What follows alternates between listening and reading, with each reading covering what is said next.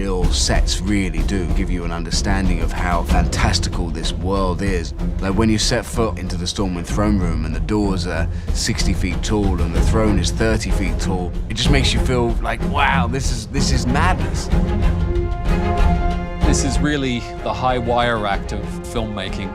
Vast numbers of large, beautiful, incredibly detailed sets, vast amounts of wardrobe that was required. And Maya's Rubio, who did our wardrobe, her work is superb. When you have the discussion about the costumes, you realize that they have to be much larger than life. There's all sorts of dynamics to it that just take it to another level. What is it? The boomstick. It is the biggest weapons build I've ever done. There's probably 180 swords, shields, spears, halberds, poleaxes. It just goes on and on. It's beautiful. I mean, some of these things are fantastically made. You look at this halberd, you got the crest of Stormwind on the head of it. Look at this. This is a real thing. This is so exciting to me in so many ways. These are the tents that our orc characters live in Draenor and the Black Morass. Draenor is a very dusty, deserty, desolate environment, which is basically a refugee camp for the orcs trying to escape their land. The challenge with Draenor was basically to create our tents, our various levels of yurts. It was based on the structures you might find in any nomadic country from east of Asia to North Africa, but it just had a different scale to it. And one of the things that is quite big in Draenor are giant animal tusks that the orcs have gathered over their lifetime. So we use this as a strong motif for building the orc world.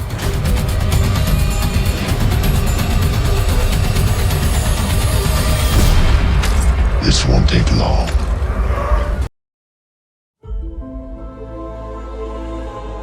I'm Bill Westenhofer, Visual Effects Supervisor of Warcraft. We're looking at Easter eggs in Stormwind Market, and one of the ones that's hidden all around are the signs that you see.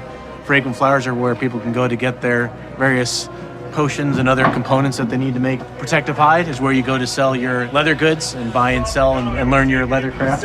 And here we have the Honest Blades. This is a place where you can offload junky weapons and armor as opposed to the big, beautiful ones that you see our heroes walking around with. This is a signpost that you actually see in game.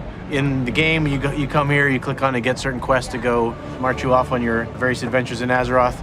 Here we put a lot of little special nods to people that they might recognize. This here is a mailbox, something that anyone who plays the game would be used to. You can pull everything from a literal piece of mail to an entire dragon out of your mailbox on a daily basis. From a visual effects standpoint, we build as much as we need to film practically, and then visual effects goes and extends the rest. Behind me, we have the bottom third of the statue of Medivh. This is the spot where Medivh actually stopped the troll attack on the first attack on Stormwind City, and as a result, the people have given him a statue in his honor. Talking about Easter eggs on the Warcraft set, and moi, I'm one of them as well. I'm standing in Stormwind, I get to be in Stormwind. It's pretty dang cool. The throne room was another of the big game environments that we knew we had to do, and obviously being a throne room, it was quite an important piece of architecture. We need solutions! Enough! You have all called on Stormwind in the past, either for troops or arbitration. One of the challenges was that the game world had very big pieces of architecture, very big doors, and quite ridiculously sized columns and column bases. And I think we achieved that sort of grandness of the game without the set dwarfing our actors.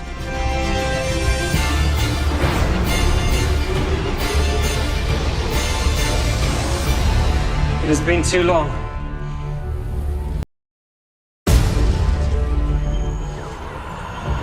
These models here of the energy chamber, which is one of the finale moments in the film.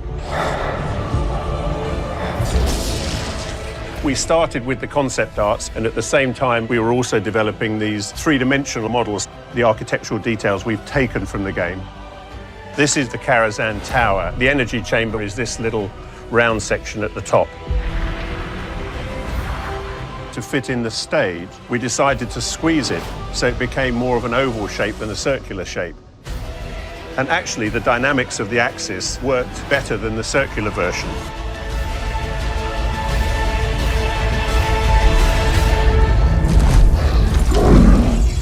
24 Jackson, take 3. See camera.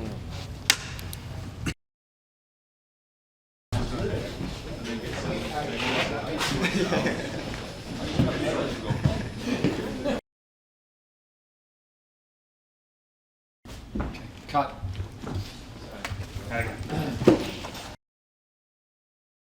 And we're basically looking at our fell orc, so we're kind of just pushing in like that, just to take us to the table.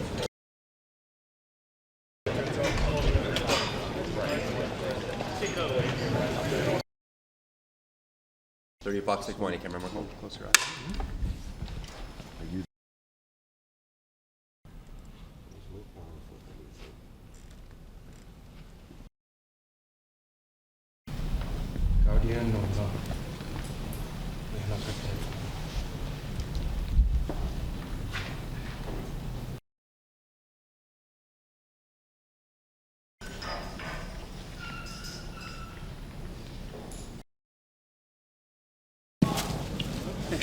There you go. This guy's walking through.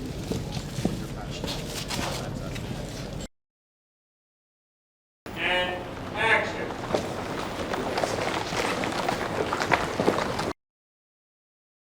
And then tilting up to you. Okay. Seeing it. So that's your reaction. That's your reaction to that. And then carry through to the head snap to where the fight's going to.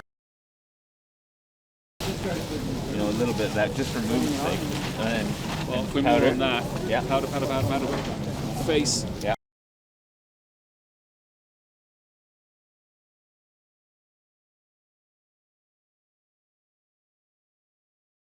Album 38, Denver, take 4. Speed marker. C marker.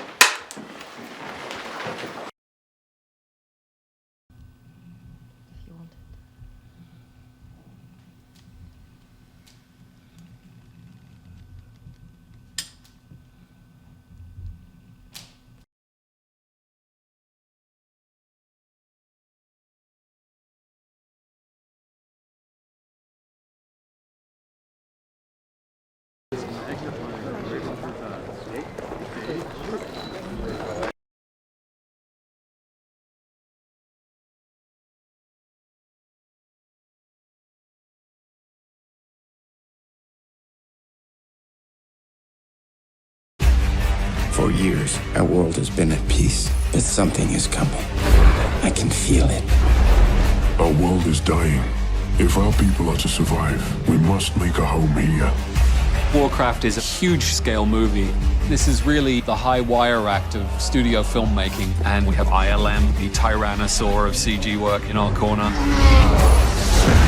We'd love to cast orcs and 7-foot-tall creatures, but they just don't exist. So we knew we had to go to visual effects, and ILM was top on the list. Find these beasts, whatever they are. Number one challenge on this film has got to be nailing the orcs. We had to create a whole race of orcs that had to hold their own against the live actors in the film. The body motion capture was pretty traditional for us, but I think we really broke some ground with the faces. The first shot that we delivered was a close-up on Duratan. Very subtle, and yet there were important moments there to bring the character to life. It was really our way to show all the filmmakers, yes, we can pull these orcs off. And when they first saw it, they were floored. You could see his eyes responding, just these little subtle movements, and it felt alive. That was just an amazing experience. Hair is one of the most difficult things you can do in computer graphics, and we actually built one tool that we called Haircraft that was custom software specifically all about grooming hair. The variety and the depth of what we did for this film, as far as really complex environments, crowds, characters, compelling performances, magic, creatures that we got to create. It's really a dream come true to be able to work on. ILM have an incredible history of work that they've done. They're on the cutting edge, are pushing what's possible. They're pretty epic.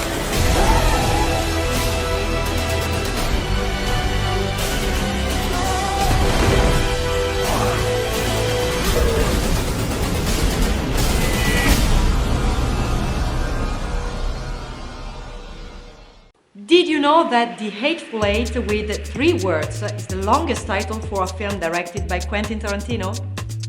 All the titles of his previous films only consisted of 2 words. For example, Pulp Fiction, Jackie Brown, Inglourious Basterds, Django Unchained, or Kill Bill. What's your favorite movie directed by Tarantino? Let me know in the comments below and click here for more cool videos. Thanks for watching. See ya!